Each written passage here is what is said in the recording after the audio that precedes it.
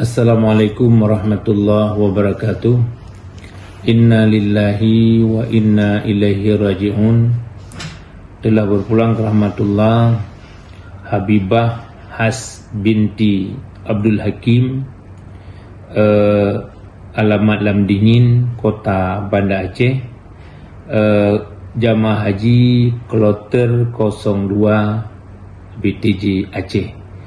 Kita berdoa kepada Allah semoga almarhumah ditempatkan pada sisi yang mulia di sisi Allah Subhanahu wa taala, dijadikan hajinya haji yang mabrurah, diterima segala amalnya, diampunkan segala dosanya. Kepada keluarga yang ditinggalkan, tabah menghadapi cobaan.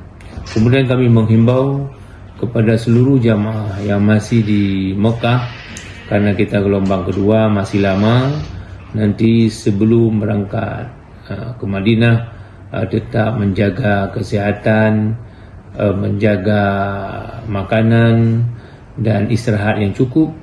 Kepada petugas tetap kompak dalam menjalankan tugas sehari-hari sampai selesainya seluruh rangkaian kegiatan ibadah haji dan juga kegiatan di Madinah.